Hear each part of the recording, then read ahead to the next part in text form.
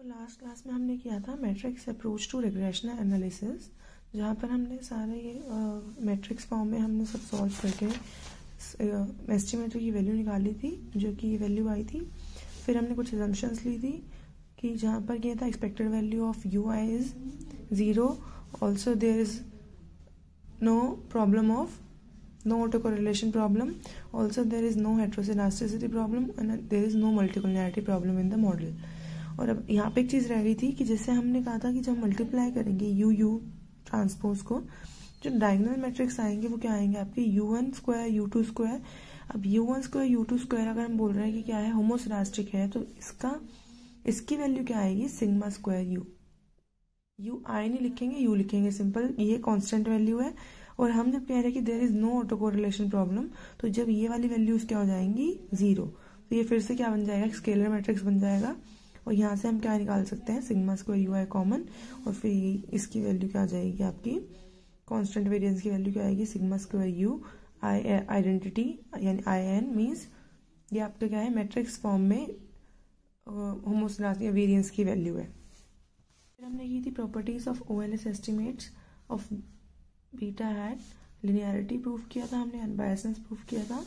आज हम करेंगे बेस्ट मीन्स आपको शो करना है कि जो बीटा हैट है ये this has the minimum variance, जो एस्टिमेटर है इसका वेरिएंस क्या है, मिनिमम।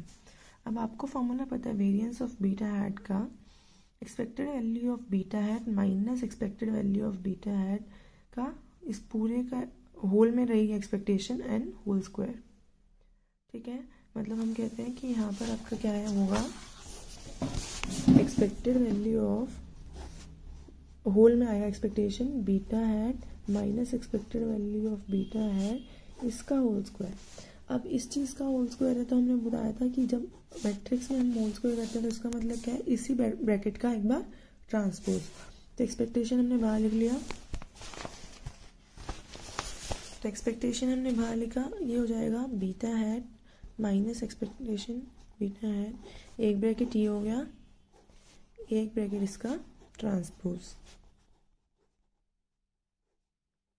इस पूरे का ट्रांसपोज, एक ब्रैकेट ये हो, इस पूरे का हो जाएगा ये दोनों, ये होल स्क्वायर को हमने मतलब क्या करा, कन्वर्ट कर दिया, क्या, दिस इंटू दिस मीन्स ये वाला ब्रैकेट इंटू इस ब्रैकेट का ट्रांसपोज। तो जब हमने इसको फिर मल्टीप्लाई किया, अब आपको क्या करना है, अब एक चीज़ और इम्पॉर्टेंट है, देखो यहाँ पर आपका आ रहा है ई बीटा हैट। आपने जब सेकंड प्रॉपर्टी की थी अनबायसनेस में, आपने शो किया था कि E beta hat is equals to beta, तो हम यहाँ वैल्यू रख सकते हैं, E beta hat minus E beta hat की वैल्यू क्या हो जाएगी, बीटा माइनस फिर से बीटा हैट माइनस ये बन जाएगा बीटा। तो आपको क्या बन जाएगा, expected value of beta hat minus beta, एक ब्रैकेट इसका, फिर बीटा हैट माइनस बीटा, और फिर एक ब्रैकेट इसका और ट्रांसपोज तो चल ही रहा है। नेक्स्ट इसका क्या होगा, अब आपकी वैल्यू आ गई ये वाली। अब हमने कहा बीटा हैट माइनस बीटा। अब आपने थोड़ी देर पहले एक चीज़ और प्रूव की थी, यहाँ पर देखो लिनियरिटी में beta hat is equals to beta plus K U. तो हम यहाँ से बीटा हैट माइनस, देखो identity into beta is beta only, तो हम लिख सकते हैं इसको यहाँ से कि beta hat minus beta is equals to K U. तो यहाँ से हमने के यू, यहाँ से वैल्यू निकाल दी है क्या, बीटा हैट माइनस बीटा की के यू, और ये हो गया के यू ट्रांसपोज। फिर जब हमने इस ट्रांसपोज को खोला तो ये क्या बन जाएगा, यू हैट यू ट्रांसपोज के ट्रांसपोज। और हमने क्या करा, के कॉन्स्टेंट हो जाएगी, के को बाहर लिखा और एक्सपेक्टेशन लगा दिया यू यू डैश के साथ।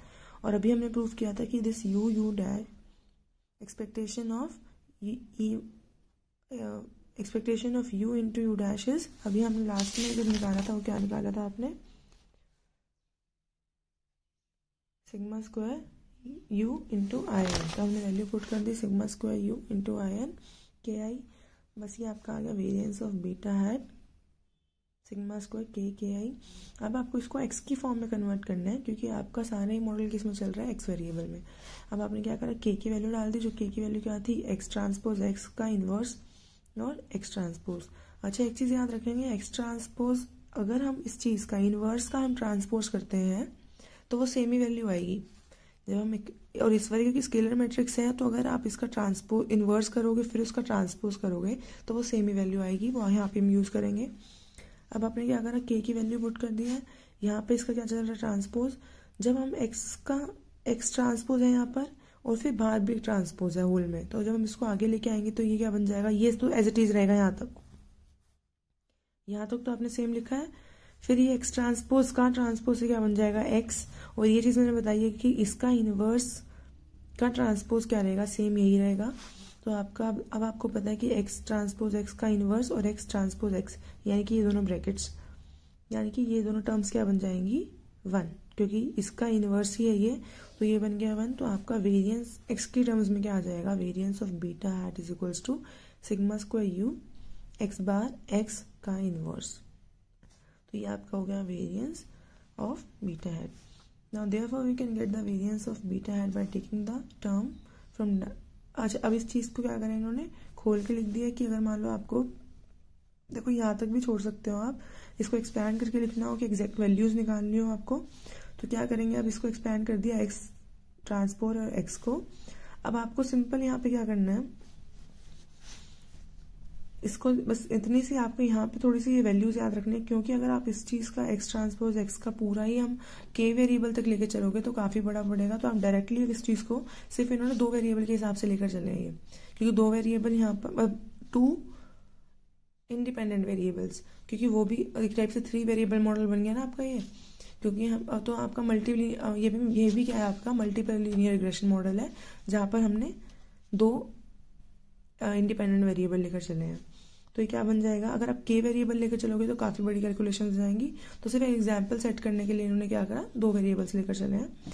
क्या हो जाएगा, summation X I square, x आएगा यहाँ पर स्मॉल वाला x1 स्क्वायर, ठीक है, summation x1 square, summation x1 x2, summation x1 x2 x2, मतलब इसकी वैल्यू क्या कह रहे हैं, ये आएगी। अब यहाँ आएगा x2 x2 और x1, बट x2 आपको पता है कि summation x1 x2 is equals to summation x2 x1, तो इन्होंने इस चीज़ को सेम लिखा। अब इनवर्स का फॉर्मूला क्या होता है, ये चीज़ इसका डिटर्मिनेंट, राइट। तो अब हमने इस चीज़ को रखा और इसका क्या हो जाएगा आपका ट्रांसपोज जो आप करते हो, तो यानी कि ये चीज़ इधर चल जाएगी, ये चीज़ इधर चल जाएगी, जो इन्वर्स निकाला है आपने, ठीक है। अब वेरिएंस ऑफ बीटा 1, अब ये चीज़ें आप थोड़ा डायरेक्टली याद रखेंगे, क्योंकि आपको इतना ज़्यादा सॉल्व करने की जरूरत नहीं है, तो सिंपल आप डायरेक्टली याद रखेंगे। कैसे याद रखोगे, नीचे डिनोमिनेटर में तो डिटर्मिनेंट को सॉल्व करना है आपको, simple this into this minus this into this. तो डिनोमिनेटर में तो इसमें भी और कोवेरियंस में भी, इन तीनों में डिटर्मिनेंट तो क्या रहेगा, same denominator, summation X I square into summation x2 square minus summation x1 x2 का होल स्क्वायर, ठीक है। ऊपर क्या रहेगा, आप ऊपर कैसे याद रखेंगे, जब यहाँ बीटा 1 हैट होगा तो यहाँ क्या लिखेंगे आप, सिग्मा स्क्वायर यू तो कॉमन रहेगा। जब यहाँ बीटा 1 हैट होगा तो यहाँ लिखेंगे समेशन x2 का स्क्वायर, यानी कि ये वाली टर्म। जब यहाँ बीटा 2 होगा तो यहाँ लिखेंगे आप समेशन x1 स्क्वायर। ये याद रखने के लिए कि अपोजिट टर्म लिखनी है, अगर 2 है तो यहाँ 1 रखेंगे, या 1 है तो यहाँ 2 रखेंगे। अब कोवेरियंस में क्या होगा, minus sigma square you summation x1 x2 जो टर्म बच गई थी, और नीचे डिनोमिनेटर में वो ही चीज सेम,